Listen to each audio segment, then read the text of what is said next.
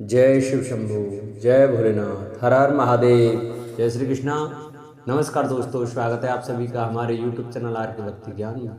भक्तजनों, आज आप सुने श्रावण मास महात्म्य के 14वें अध्याय की कथा, जिसमें कि नाग पंचमी के व्रत का वर्णन।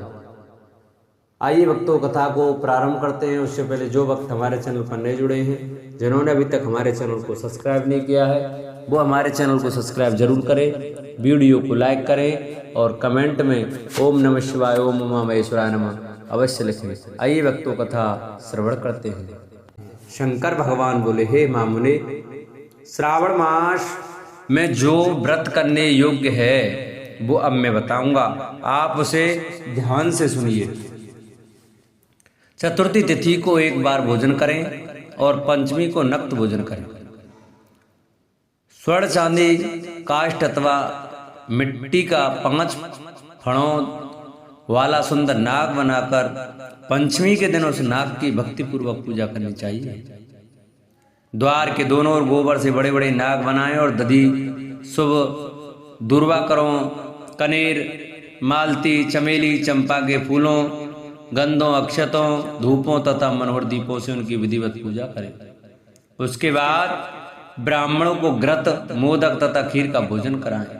इसके बाद अनंत वासुकी, शेष, पद्मनाभ, कंबल, करकोटक, अश्व, आठवां धृतराष्ट्र, शंखपाल, कालिय तथा तक्षक, इन सब नाग कुल के अधिपतियों को तथा इनकी माता कद्दू को भी हल्दी और चंदन से दीवार पर लिखकर फूलों आदि से इनकी पूजा करें। उसके बाद बुद्धिमान को चाहिए कि बामी में प्रत्यक्ष नागों का पूजन करें और उन्हें दूध पिलाएं। घृत तथा संकरा मिश्रित पर्याप्त दूध उन्हें अर्पित करें। उस दिन व्यक्ति लोहे के पात्र में पूड़ी आदि न बनाए। नैवेद्य के लिए गोधूम का पायस भक्तिपूर्वक अर्पण करें। भुने हुए चने, धान का लावा तथा जौ, सर्पों को अर्पित करना चाहिए और स्वयं भी उन्हें ग्रहण करना चाहिए। बच्चों को भी यह खिलाना चाहिए, इससे उनके दांत मजबूत होते हैं। सांप की बाम्बी के पास श्रृंगार युक्त स्त्रियों को गायन तथा वादन करना चाहिए और इस दिन को उत्सव की तरह मनाना चाहिए। इस विधि से व्रत करने पर सर्प से कभी भी भय नहीं होता। हे विप्र, मैं लोगों के हित की कामना से आपसे कुछ और भी कहूंगा। हे मामुने, आप उसे सुनिए।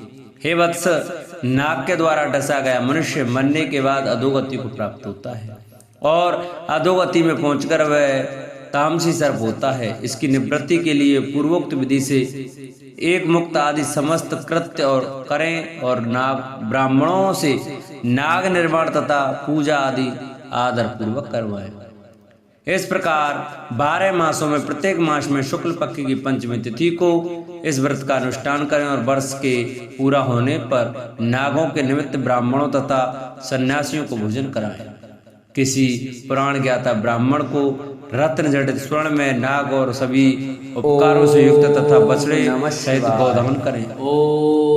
दान के समय सर्वव्यापी, सर्वगामी, सब कुछ प्रदान करने वाले अनंत नारायण का स्मरण करते हुए यह कहना चाहिए, हे गोविंद, मेरे कुल में अगर कोई व्यक्ति सर्प 11 से अधोगति को प्राप्त हुए हैं, वे मेरे द्वारा किए गए व्रत तथा दान से मुक्त हो जाएं। ऐसा उच्चारण करके अक्षत युक्त तथा श्वेत चंदन मिश्रित जल वासुदेव के समक्ष भक्तिपूर्वक जल में छोड़ दें। हे मुनिसत्तम, इस विधि से व्रत करने पर उसके कुल में जो सभी लोग सर्प के काटने से भविष्य में मृत्यु को प्राप्त होंगे या पूर्व में मर चुके हैं, वे सब स्वर्ग गति प्राप्त करेंगे। साथ ही हे कुलनंदन, इस विधि से व्रत करने वाला अपने सभी वंशजों का उद्धार करके अप्सराओं के द्वारा सेवित होता हुआ शिव सानिध्य प्राप्त करता है। जो मनुष्य भित्ता साठ्य से रहित होता है, वही इस व्रत का संपूर्ण फल प्राप्त करता है।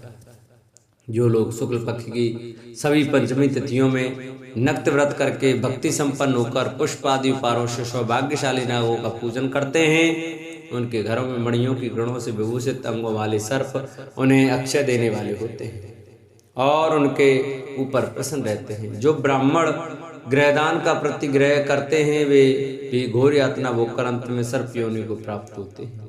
हे मुनिसत्तम, जो कोई भी मनुष्य नाग हत्या के कारण इस लोक में मृत संतानों वाले अथवा पुत्रहीन होते हैं, और जो कोई मनुष्य स्त्रियों के प्रति कार्पण्य के कारण सर्प योनि में जाते हैं, कुछ लोग धरोहर रखकर उसे स्वयं ग्रहण कर लेते हैं, अथवा मिथ्या भाषण के कारण सर्प होते हैं, अथवा अन्य कारणों से भी जो मनुष्य सर्प योनि में जाते हैं, उन सभी के प्रायश्चित के लिए उत्तम उपाय कहा गया है।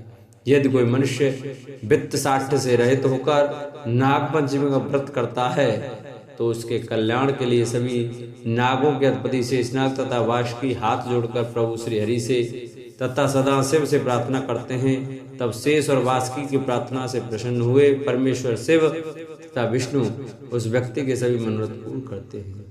वह नागलोक में अनेक प्रकार के विपुल सुखों का भोग करके बाद में उत्तम वैकुंठ तथा कैलाश में जाकर शिव तथा विष्णु का गढ़ बनकर परम सुख प्राप्त करता है। हे वत्स, मैंने आपसे नागों के इस पंचमी व्रत का वर्णन किया। इसके बाद आप कौन सा व्रत सुनना चाहते हैं उसे बताइए। इस प्रकार श्री स्कंद पुराण के अंतर्गत ईश्वर सनत कुमार संवाद में श्रावण मास महात्म्य में नागपंचमी व्रत कथन नामक 14वां अध्याय पूर्ण हुआ। बोल शंकर भगवान की जय। बोल श्रावण मास महात्म्य की जय। जिन भक्तों को हमारी ये श्रावण मास महात्म्य की कथा अच्छी लगी हो, वो हमारी वीडियो को ज़्यादा से ज़्यादा शेयर करें। जिन्होंने चैनल को सब्सक्राइब नहीं किया है, वो चैनल को जरूर सब्सक्राइब करें। बगल में बेल आइकन का बटन अवश्य दबाएं, जिससे जो भी हम वीडियो अपलोड करें उसका नोटिफिकेशन आपके पास अवश्य पहुंचे। वीडियो को लाइक कर शेयर करें और कमेंट में ओम नमः शिवाय अवश्य लिखें।